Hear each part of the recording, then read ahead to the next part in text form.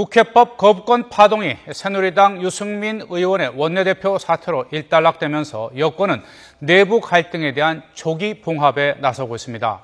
당분간은 여권의 무게중심이 청와대로 쏠릴 가능성이 커 보이지만 청와대와 친박계를 향한 불만의 목소리도 적지 않은 상황이어서 여권의 내부 갈등은 언제든지 다시 불거질 수 있다는 분석도 나오고 있습니다. 김선중 기자입니다. 저는 원내대표직에서 물러납니다. 유승민 전 원내대표의 사퇴 파동을 거치면서 새누리당 지도부는 연일 당의 화합을 강조하고 있습니다.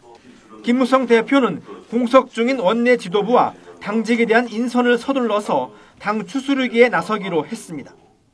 비온 뒤 땅이 굳어진다 속담처럼 이번 일을 계기로 당이 더욱 단단하게 하나로 결속하고 국민을 위한 정치를 펴나가는 데 더욱 매진하도록 하겠습니다.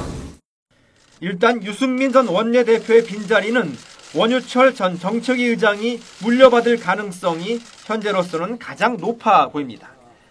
유승민 체제를 이어받는다는 상징성도 있는 데다 정책위 의장으로 활동하면서 정부와의 관계도 원만했다는 점이 영순위로 꼽히는 이유입니다. 이른바 친박계들도 나서서 원 의원을 밀고 있다는 점도 단독 추대 가능성을 높게 하고 있습니다. 분명한 것은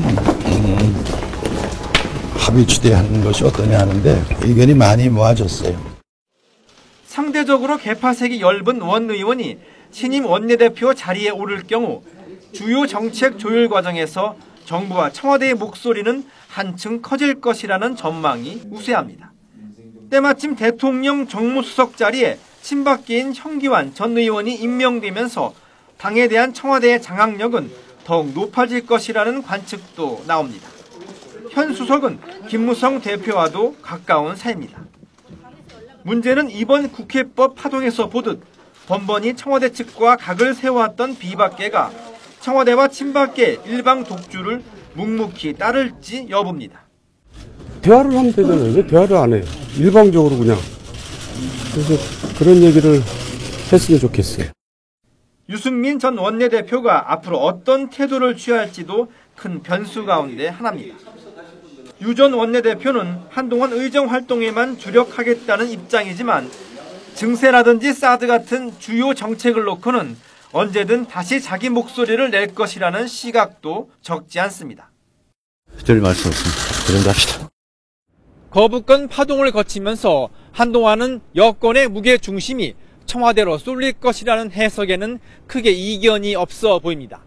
다만 내년 총선이 다가올수록 계파별로 다른 목소리가 터져나올 가능성은 여전한 상황이어서 내용의 불씨는 언제든 다시 타오를 수 있다는 분석도 나옵니다.